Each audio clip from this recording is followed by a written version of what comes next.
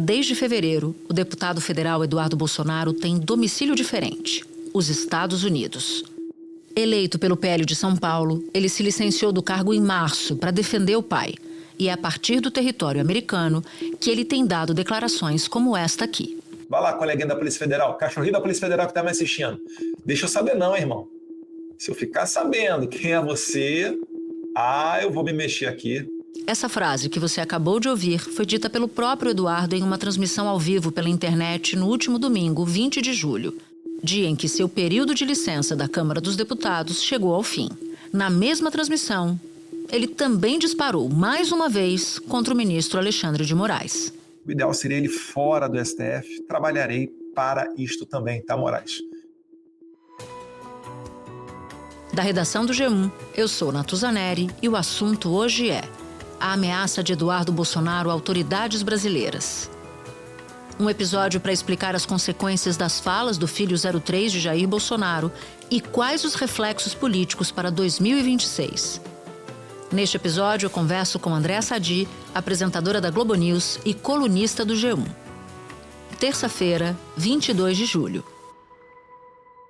Sadi, a gente conversa um dia depois de Eduardo Bolsonaro escalar novamente, dessa vez contra integrantes da própria Polícia Federal. Você conversou com o diretor-geral da Polícia Federal e eu queria entender tanto o movimento de Eduardo Bolsonaro quanto a reação da corporação ao que ele disse. Natuza, é muito impressionante com a vontade. Eduardo Bolsonaro, ele está nessa live que você cita do domingo para falar, ele chamou a live para falar que ele não ia renunciar ao mandato e durante essa transmissão nas redes sociais, ele ataca e ameaça a Polícia Federal. Pergunta ao tal do delegado Fábio Chor se ele conhece a gente. Tá movendo um PAD contra mim, né? Ele tá achando que eu tô preocupado com o meu futuro na Polícia Federal. Um delegado federal, um delegadinho querendo enquadrar deputado federal. Pelo amor de Deus, que república de banana que a gente está vivendo. Me desculpa aqui, mas que o delegado Fábio Chor está deixando o comando dos inquéritos do Alexandre de Moraes. Fica, Fábio Chor! Delegado Fábio Chor, fica no comando se você tem coragem. Ele chama atenção para esse delegado da Polícia Federal que atuou em inquéritos envolvendo Bolsonaro, entre eles a tentativa de golpe de Estado, e diz praticamente que se souber quem vai colocar o pessoal dele atrás dessas pessoas. Resumindo aqui, traduzindo um pouco para ficar mais fácil para quem está vendo, assistindo a gente, ouvindo a gente. Quando eu conversei com o Dr. Andrei Passos Rodrigues sobre isso, ele chamou de inadmissível, obviamente, e disse que nenhum investigado vai intimidar a Polícia Federal e que esse investigado pode ser alvo de outras medidas. Então, isso é muito importante a gente ter em vista. O Eduardo Bolsonaro pode ser alvo de outras medidas aqui no Brasil, por óbvio, porque lá fora só com cooperação internacional, mas isso já era uma apuração que eu estava rondando ali os corredores do Supremo, desde as medidas envolvendo o Bolsonaro na sexta-feira, tá? Então, assim, não é que Eduardo Bolsonaro não possa ser alvo de algum tipo de medida aqui. O que eu acho é que essa live piorou a situação dele, porque ele tá tão à vontade. Eu vou te falar, Natuza, a gente conversa com muita gente, a gente, por dever de ofício, né, faz essa apuração com investigadores há muito tempo. Fazia muito tempo, eu não me recordo, na verdade, de ver uma categoria tão atônita, com uma ameaça vinda de um deputado federal. Ou seja, é um policial federal atacando os seus próprios pares. E você sabe que o Otávio Guedes, no Estúdio I, nessa segunda-feira, fez uma análise sobre práticas milicianas, de chantagem, de intimidação. E eu ouvi isso de investigadores, que eles ficam muito impressionados como se assemelham. Eu falei isso no programa depois que o Otávio trouxe esse comentário, sobre como isso se assemelha para investigadores a práticas milicianas, de você intimidar, de você ameaçar, de você, de fato, você colocar a faca no pescoço. Não é de um ou outro, é de uma. Já seria o suficiente, de tão grave, mas é de você tentar intimidar a corporação. É muito grave. Então, assim, o Eduardo Bolsonaro pode ser alvo de medidas envolvendo redes sociais. Eu acredito que essa é uma da menos a mais grave, pode ser alvo de medida, alvo de buscas também. Então é para a gente ficar ligado, porque a situação do Eduardo, o Eduardo lá fora só está escalando. Eu diria para você também que as reações a ele no Brasil também vão escalar. Sadia, acho que vale a pena relembrar para quem nos ouve como o Eduardo Bolsonaro vai parar nos Estados Unidos e como começa essa campanha dele lá fora. Natuza, o Eduardo Bolsonaro foi para lá alegando perseguição política, que ele e o pai estariam sofrendo perseguição política aqui no Brasil e que por isso ele iria aos Estados Unidos, mas ele não deu muitos detalhes, não teve muito um spoiler do que de fato ele iria fazer nessas articulações, até porque a gente não sabia exatamente qual era a extensão do acesso, o alcance que ele tinha de fato aos membros da Casa Branca. Sabia-se que ele tinha um alinhamento com a turma do MAGA, né, do Make America Great Again, o movimento lá da base do Trump, mas a gente não sabia da influência real que ele tinha junto à Casa Branca do Donald Trump. Então, esse foi a principal argumentação dele, que ele sairia do Brasil para os Estados Unidos, porque aqui eles estariam sofrendo uma perseguição política. Eu me lembro do vídeo que ele gravou já nos Estados Unidos. A ida dele coincidiu com uma apresentação do PT. O PT moveu uma ação no Supremo para apreender o passaporte de Eduardo Bolsonaro. Mas quando isso aconteceu, ele já estava muito longe daqui. Naquele vídeo em que ele grava já dos Estados Unidos, ele diz de maneira muito indireta que ia lutar para desmascarar Alexandre de Moraes e tal. Não estava claro que a gente ia chegar no ponto em que a gente chegou. Quando isso começa a ficar mais nítido para você? Eu vou te dizer que ele tinha um plano de atingir o Moraes, que esse era o principal objetivo dele, acertar o Alexandre de Moraes, mas como eles não tinham muita noção do quanto o Trump ia comprar esse projeto deles, eles ficaram um pouco vendidos. Eles estão, se você conversar, eu sei que você conversa com muita gente, você sabe disso, eles estão atônitos com o ponto a que Trump chegou nessas reações, porque na visão da turma do Eduardo Bolsonaro, do bolsonarismo, o único objetivo era mirar sanções em direção ao Supremo e, de uma forma mais específica, ao Alexandre de Moraes. Então, se você recuperar esses primeiros movimentos do Eduardo lá, você vai se lembrar que teve um congressista americano do Partido Republicano que falou sobre eventuais sanções numa audiência onde estava sendo ouvido o Marco Rubio, secretário de Estado. I want to switch to Brazil, if I may. Mr. Secretary, as you're certainly aware of the alarming human rights decline in Brazil. What do you intend to do, and would you be looking at Supreme Court justice sanctioning of Alexandre de Moraes under the Global Magnitsky Act?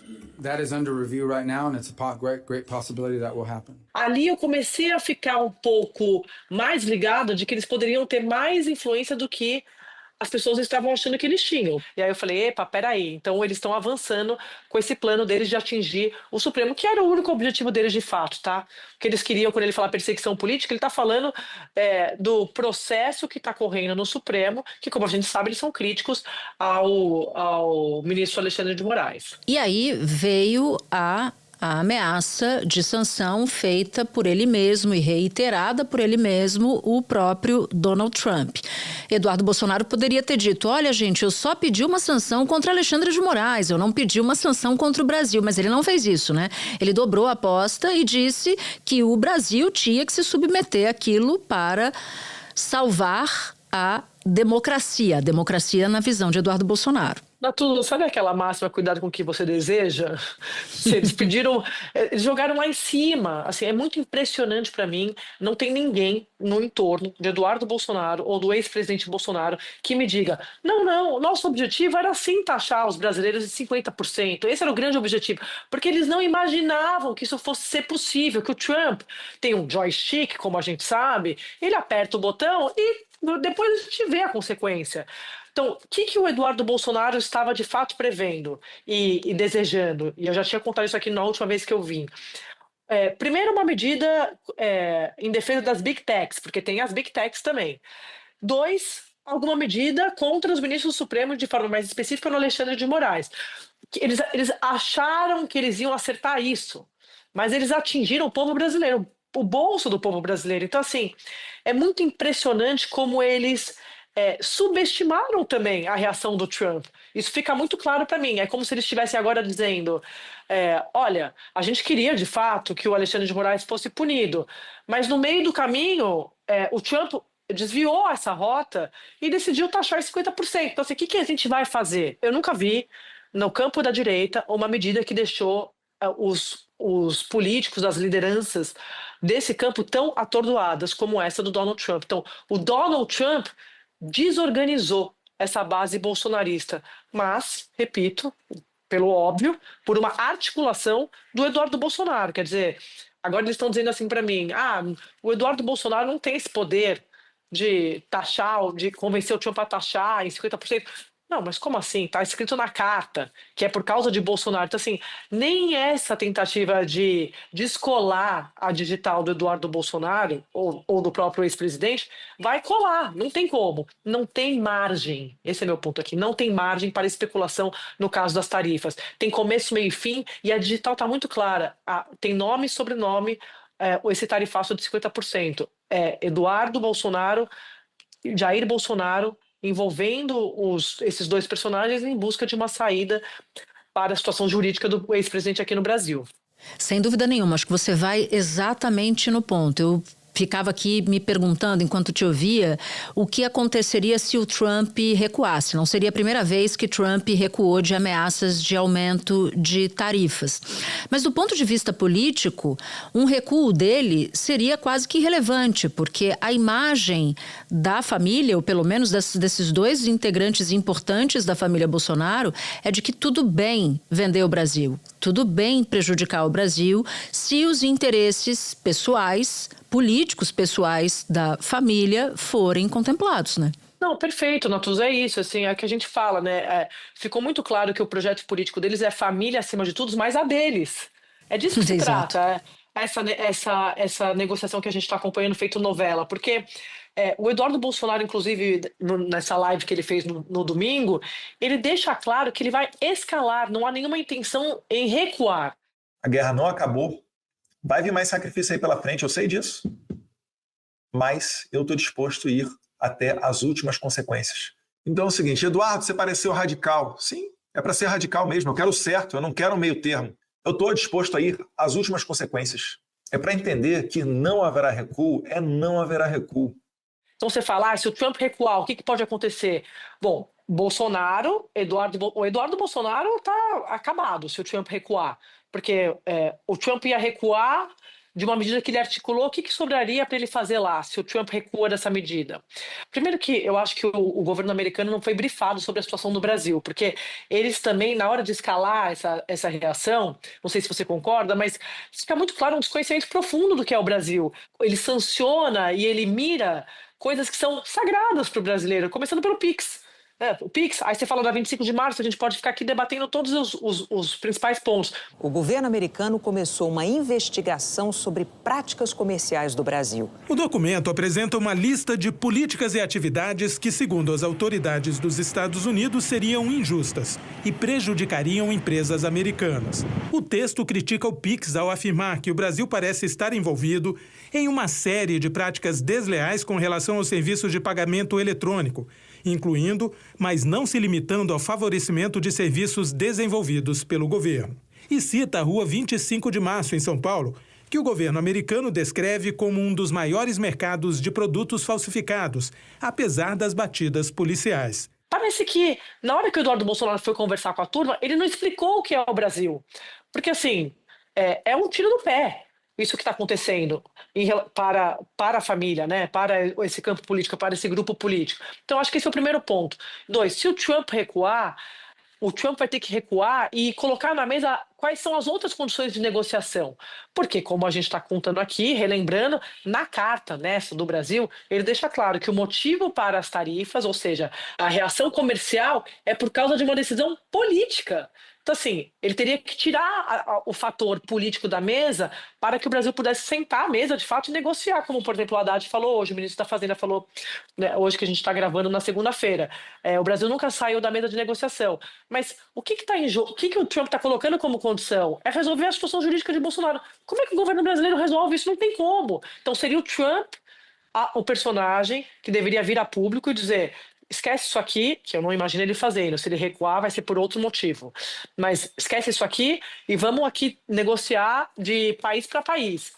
Não nessa interferência ou nessa chantagem que é o que está acontecendo do governo americano diante do Brasil. Às vezes eu tenho a impressão, Sadia, eu não sei se você vai concordar com esse raciocínio, que o Trump não está preocupado em ganhar aqui no Brasil. Ele está preocupado em desviar a atenção do que ele não quer que seja debatido nos Estados Unidos, né? O caso do Epstein, que gera um constrangimento enorme na própria base, né, do MAGA, desse movimento. E aí, quando ele saca uma ameaça de tarifa de 50% para o Brasil, automaticamente a imprensa de lá passa a discutir isso e apontar os erros de julgamento, os erros de avaliação, tendo em vista o que a gente já sabe, está cansado de saber, que o Brasil é deficitário no seu comércio com os Estados Unidos, ou seja, compra muito mais deles do que eles de nós. Então, eu acho que essa guerra com o Brasil, de uma certa maneira, politicamente, o favorece lá nos Estados Unidos. Você tem toda a razão. O caso Epstein, eu acho que vai ser um divisor de águas para o governo Trump junto ao MAGA, né? Essa base mais radical de apoio dele, mais fiel, porque ele prometeu, até a New Yorker faz uma matéria muito interessante no final de semana falando isso. Os integrantes do governo americano, eles fizeram uma coisa que o Trump tem alergia, que é prometer provas de um caso. É muito interessante, porque é isso. Ele prometeu provas o tempo todo sobre esse caso e agora, para a base, para o MAGA, que vive de teoria de conspiração, só que é isso. O que acontece quando um grupo que vive de teoria de conspiração descobre que não existe nenhuma teoria da conspiração? Então, o Trump está às voltas com esse grande problema que vai ser... Ele tem que resolver com a base dele, que está cobrando, está dizendo, será que fomos enganados, tal. O Trump vive um momento nos Estados Unidos que não é dos melhores. Ele está também muito acuado por esse episódio do Epstein, esse milionário americano que era dedicado a fazer festinhas com crianças, com jovens adolescentes.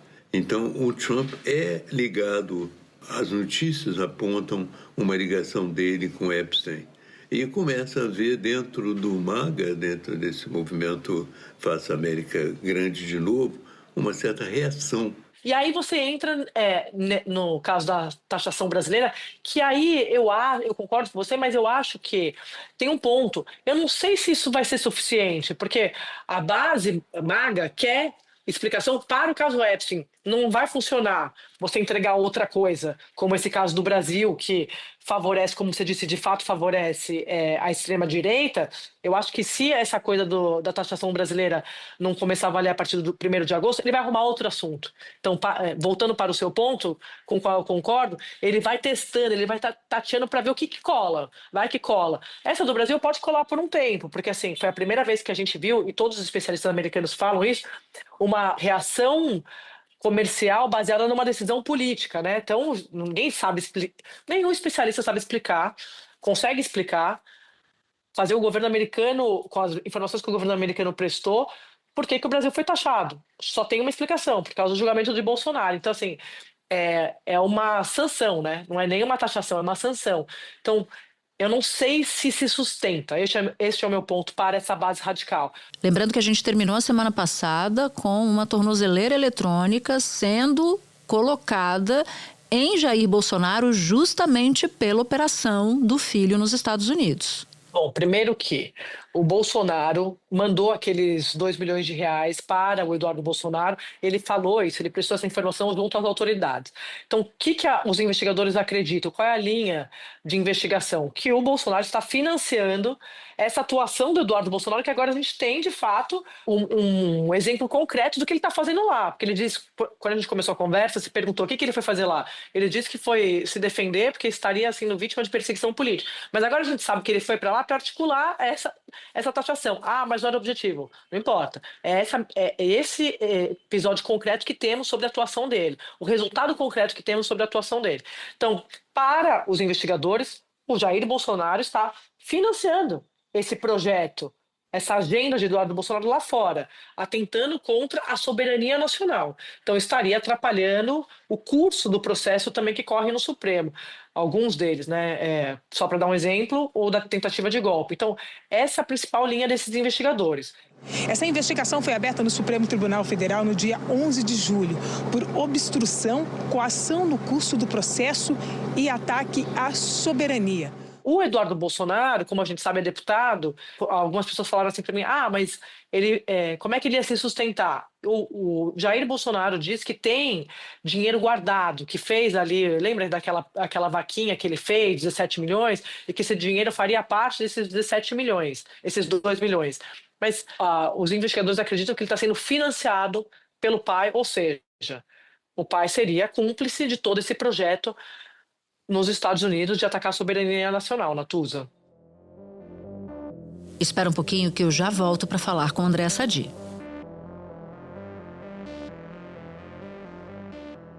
Bom, a gente já falou como a Operação Estados Unidos começou, com o Eduardo lá atrás dizendo que ia lutar na América pelos direitos das senhorinhas. E aí depois a gente viu que as senhorinhas saíram de cena completamente, e a anistia do pai dele, de fato, entrou em cena. Nós já passamos também pelo tarifaço de Trump e pela conveniência de Trump em abrir esse front, né, em abrir esse flanco por interesses até mesmo internos. A gente já passou pela escalada retórica de Eduardo Bolsonaro e agora eu queria terminar minha conversa com você citando 2026. Está logo aqui, dobrando a esquina. Eduardo era um nome ventilado, figura inclusive em pesquisas de opinião que tentam flagrar um pouco o humor do eleitorado brasileiro para 2026. Eduardo, na cédula da disputa eleitoral, levaria o nome de Bolsonaro, portanto poderia ter de um lado a força de Bolsonaro, mas do outro também o desgaste do próprio Eduardo, mas agora, você mesmo disse, se ele voltar ao Brasil, a possibilidade de ser preso é enorme. Eduardo sabe disso e não vai voltar ao Brasil.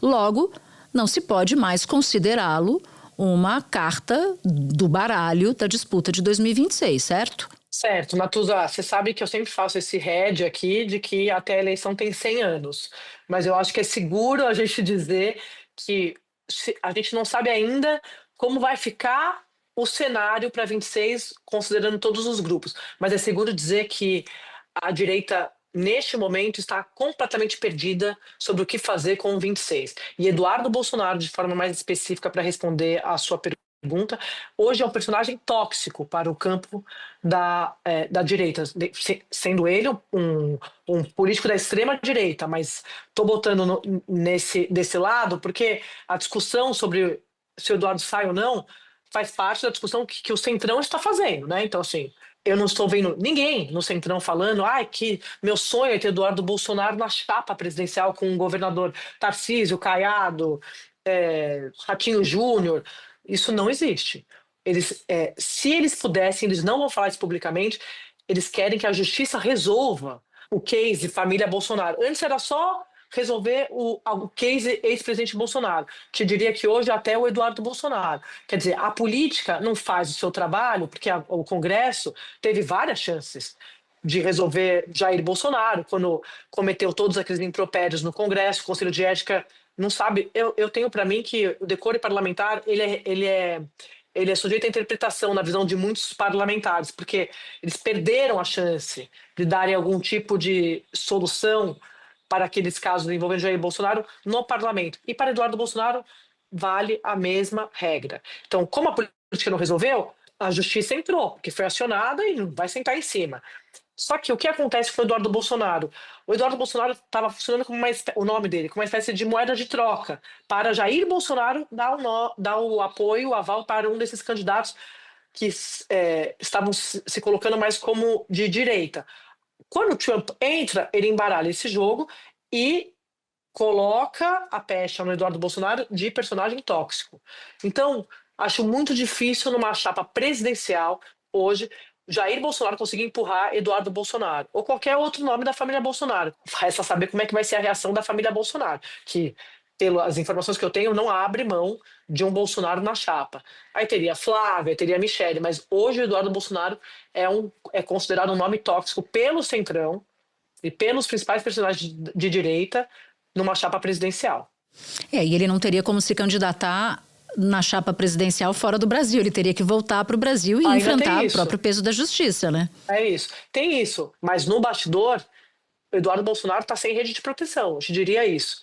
Assim como o Jair Bolsonaro, já falei aqui algumas vezes, por exemplo, no caso da anistia. Publicamente eles ficam falando de anistia, mas não querem saber de tocar essa pauta porque eles acham que isso prejudica o debate de um candidato de direita fora da família Bolsonaro. Bom, eu disse que a gente estava finalizando, mas aí, ouvindo você, me surgiram aqui 2 dúvidas, tá? Quer dizer, 2 perguntas. A primeira parte de uma dúvida. Eduardo Bolsonaro virou uma batata quente para Hugo Motta. Porque como é que você pode ter um deputado que não aparece para trabalhar, portanto, não representa os interesses dos seus próprios eleitores que ficam em São Paulo, lembrando da retumbante votação que ele teve nas eleições passadas.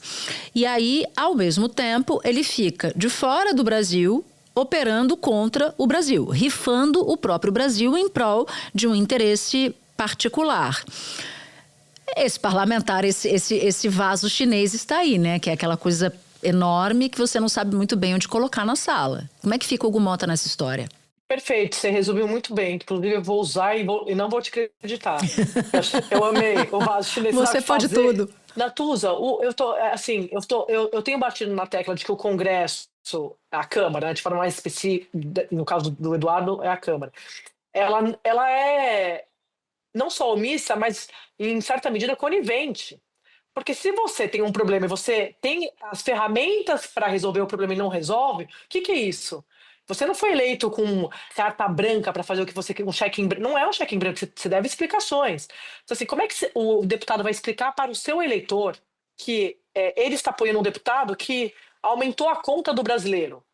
Assim, se você traduzir o que é o tarifaço, é muito fácil do ponto de vista eleitoral de traduzir. Então, assim, o Hugo Motta também dá satisfações. Não é que o Congresso também tá brilhando nas últimas semanas com as suas medidas. Sabemos que não. Para tentar evitar a cassação, ele tem algumas alternativas, entre elas promover mudanças regimentais. Aliados dele apresentaram 2 projetos nesse sentido. Um é do deputado Evair de Mello, do PP do Espírito Santo. Ele propõe uma mudança no regimento para permitir o exercício do mandato fora do país. O outro projeto é do líder do PL, Sóstenes Cavalcante, do Rio de Janeiro. Ele quer garantir a possibilidade de renovar a licença por mais 120 dias. Eu acho que o Congresso vai ser chamado a dar alguma resposta. E eu não estou dizendo que vai dar uma resposta de punição. Vai ter que se posicionar, porque o recesso não dura para sempre. Então, a Câmara quer ficar respondendo sobre o que fazer com o Eduardo Bolsonaro daqui até o final do ano, daqui até o próximo ano, ou quer dar uma solução pelo sim ou pelo não. Acho que a Câmara tem que se posicionar. Porque o que a gente está ouvindo até agora não é que não é suficiente, é uma vergonha, que é o silêncio. A gente está ouvindo essas articulações do PL, que é o partido do Eduardo, tá certo, do deputado, mas e a Câmara como instituição? O que ela tem a dizer sobre o que o deputado foi fazer lá fora, usando o mandato, né? Ele está protegido pelo mandato, e ainda diz que não vai renunciar, mas não tem cobrança? Então, qual que é a postura da mesa diretora e também dos outros partidos aliados, né? Só a oposição vai ficar cobrando? Eu acho que esse vai ser um tema de urgência, que eu brinco que eles têm outra noção do que é urgência, mas isso é urgente, porque isso está quicando, né? 1º de agosto, eles voltam na primeira semana de agosto também, vai coincidir. E a minha última e aí derradeira pergunta é como a imprensa internacional tem abordado o fato de Trump ter dado uma espécie de presente para Lula. Eu digo isso porque quando eu saí de férias, o presidente brasileiro estava nas cordas, né? Tinha acabado de passar a derrota do IOF, eles não sabiam muito bem o que fazer, e eu voltei na sexta-feira em razão de tudo que aconteceu com Bolsonaro, e Lula já não estava nas cordas, estava começando a sair delas. Queria que você avaliasse esse cenário abordado pela imprensa, pelos nossos colegas lá fora. A brincadeira entre integrantes do governo, do PT, é quem que é o craque do jogo do PT? É o Donald Trump, o Eduardo Bolsonaro? Eles estão na dúvida. Porque assim, você não precisa nem contratar o jogador, ele joga no time adversário e ele faz gol contra pro time dele. Então, assim, nem eles estavam esperando. Eu falei que a turma bolsonarista ficou atônita com o tarifaço. Eu te diria que o governo também ficou. Mas no caso do governo, como você bem colocou e a imprensa americana está trazendo, é um presente o que o Trump fez. Agora, é um presente do ponto de vista político, de discurso, de narrativa, essa palavra que eles gostam muito, de você reorganizar um pouco o jogo e animar a tropa do ponto de vista político-eleitoral. Mas tem fôlego? Essa é a minha grande dúvida. Tem fôlego esse discurso? E 2, vai chegar uma hora, como os bolsonaristas me dizem, que agora de fato eles admitem que foi um desastre, mas que em algum momento o governo vai ser cobrado a resolver, a negociar, porque, como os próprios bolsonaristas estão dizendo agora, quem pode negociar é o governo brasileiro. O problema é que a condição colocada de negociação está fora das mãos do governo. O governo não tem como resolver a situação de Bolsonaro, isso é uma loucura. Então, assim, esse que é o problema. Agora, para o presidente Lula, você tem toda a razão. Foi uma injeção de ânimo e uma oportunidade de reorganizar a tropa de choque, reanimar a base e se colocar como o estadista, né? Se recolocar como estadista. Minhas amigas e meus amigos, fomos surpreendidos na última semana por uma carta do presidente norte-americano anunciando a taxação dos produtos brasileiros em 50% a partir de 1º de agosto. No Brasil, respeitamos o devido processo legal, os princípios da presunção da inocência, do contraditório e da ampla defesa. Tentar interferir na justiça brasileira é um grave atentado à soberania nacional. E mostrar que do outro lado tem a extrema-direita gerando caos por meio dessas tarifas. Mas em algum momento os bolsonaristas acham que o governo vai ser cobrado. Então a grande pergunta que a gente tem que fazer é o quanto vai durar, quanto de fôlego tem toda essa situação envolvendo o tarifaço para o governo Lula. E 2, quando o Bolsonaro, quando o processo correr, e se de fato ele for condenado e preso, e ele sai um pouco de cena, o governo vai ter que entrar. É mais o ganhar o fôlego, né, para continuar a partida do que ganhar necessariamente a partida, porque isso a gente não tem como prever, né? O governo veio de semanas boas, né? Ganhou a batalha do IOF do ponto de vista do debate. Embora não tenha refletido exatamente essas partes na pesquisa de uma forma significativa, você tem o nós contra eles, a justiça tributária, o IOF, o veto do aumento de vagas de deputados. Então, o governo conseguiu uma série de medidas que animaram a tropa. E aí veio o tarifaço, né? E aí, isso vai ser suficiente? É isso que a gente tem que observar, se vai ter fôlego. Aguardamos você de volta aqui muito em breve para analisar mais essa. Amém, esse convite. Sadi, um beijo enorme. Obrigada. Obrigada, Natuza. Se você ouviu o episódio até aqui, eu vou te fazer um convite. Baixar o aplicativo do G1 no seu celular. Por lá, você pode ouvir o assunto, claro, e pode também acompanhar todas as notícias do dia em tempo real e de graça. Este foi o Assunto, podcast diário disponível no G1, no YouTube ou na sua plataforma de áudio preferida. Comigo na equipe do Assunto estão Mônica Mariotti, Amanda Polato, Sara Rezende, Luiz Felipe Silva, Thiago Kazuroski e Carlos Catelan. Eu sou Natuza Neri, fico por aqui. Até o próximo assunto.